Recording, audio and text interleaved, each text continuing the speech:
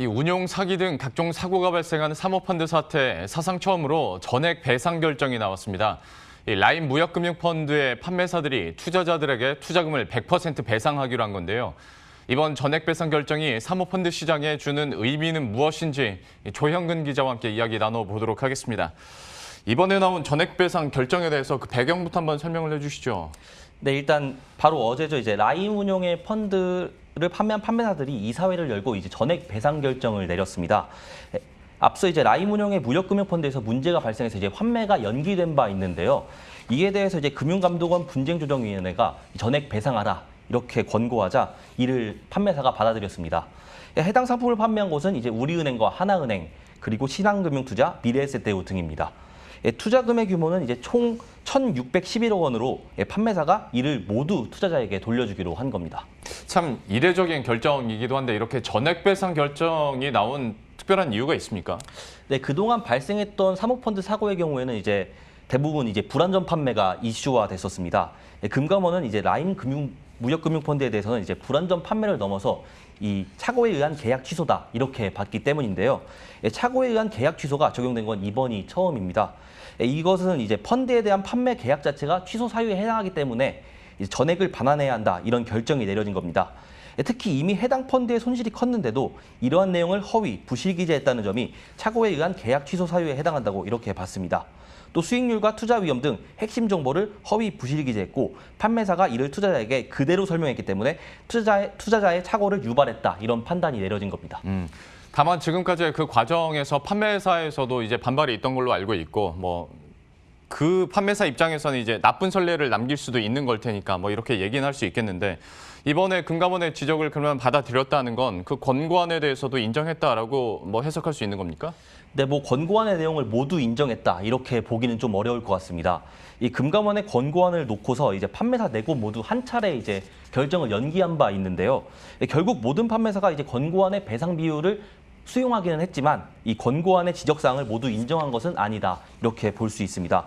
일부 판매사는 이제 권고안의 내용을 인정할 수 없다면서 투자자 보호와 신뢰 회복을 위해서 100% 배상안을 받아들인 것이다 이렇게 주장하기도 했습니다. 특히 신한금융투자의 경우에는 이제 분쟁조정 결정에서 착오 취소를 인정한 것과 PBS 본부와 관련해 인정한 일부 사실 등은 수용할 수 없다 이렇게 반박하기도 했습니다. 구체적으로 이제 기준가를 임의로 조정했다는 부분, 또 라임과 함께 펀드 환매 자금 마련을 위해서 이제 펀드 투자 구조를 변경했다는 부분 등에 대해서는 인정하기 어렵다 이렇게 주장했습니다. 예.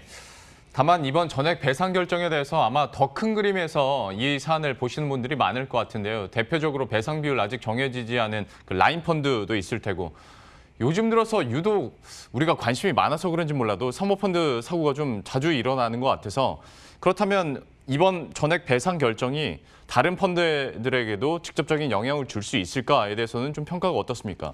네, 맞습니다. 금융투자업계에서도 이제 영향을 줄 것이다 이렇게 보고 있는데요. 네. 이번에 전액 배상이 결정된 이 라인 운용 펀드의 경우에는 이제 1,600억 원 수준으로 이 전체 환매가 중단된 라인 펀드 규모에 비교하면 이제 10% 수준에 불과합니다. 나머지 금액에 대한 부분은 아직 판매 부실에 대한 판결이 나지 않은 상황이기 때문에 분쟁 조정으로 진행해야 하는 상황인데요. 해당 펀드의 경우에는 이제 착오에 의한 계약 취소보다는 이 불안전 판매 여부를 가리고 있어서 이제 전액 배상 가능성은 낮다 이런 관측이 나오기도 합니다. 한편 운용 사기가 발생한 이제 옵티머스 펀드의 투자자들도 이번 이제 전액 배상에 대해서 이제 주목하고 있는 상황인데요. 이 옵티머스 운용이 국공채에 투자한다고 속이고 이제 자금을 모아서 이제 부실한 사모사채에 투자했는데 이런 점이 이제 착오에 의한 계약 취소 사유에 해당한다 이렇게 투자자들은 주장하고 있습니다. 다만 판매를 진행한 이제 NH 투자증권의 경우에는 이를 인지하지 못했다 이렇게 주장하고 있고 아직 손실 규모도 확정되지 않은 상황이기 때문에 이 금감원이 전액 배상 권고를 내릴 것이다 이렇게 보기는 조금 어려울 것 같습니다. 예. 참 앞으로의 추이들을 그래서 계속 지켜보긴 해야겠습니다만은 어느 정도 다른 펀드들에게도 영향을 미친다면 사모펀드 시장에 대해서도 전체적인 좀 변화가 예상될 수 있을 것 같은데 좀 업계 분위기는 어떻습니까? 네, 이제 금융투자업계에서도 이제 사모펀드의 판매 양상이 달라질 수 있다 이렇게 보고 있습니다. 그동안 사모펀드의 판매사는 이제 운용사의 투자 제안 사실을 받아서 이제 투자자에게 연결해주는 이제 일종의 중간다리 역할만 해왔는데요. 앞으로는 이제 판매사가 직접 펀드를 검증해서 판매 과정을 거칠 것이다 이런 관측이 나오고 있습니다. 금융당국도 이제 판매사의 운용사 이제 감시 의무를 강화하는 방안을 이제 검토하고 있습니다. 다만 일각에서는 이런 검증 과정을 거치는 것은 이제 사모펀드의 특성과 맞지 않다 이런 지적도 나오는데요. 사모펀드는 이제 전문 투자자의 소수의 자금을 모아서 이제 운용하는 만큼 이제 규제에서 다소 좀 자유롭게 운용할 수 있었는데 감독 강화로 인해서 이제 공모펀드와 다를 바 없어지는 거 아니냐 이런 우려가 나오고 있습니다. 예. 지금까지 조영근 기자와 함께했습니다. 잘 들었습니다.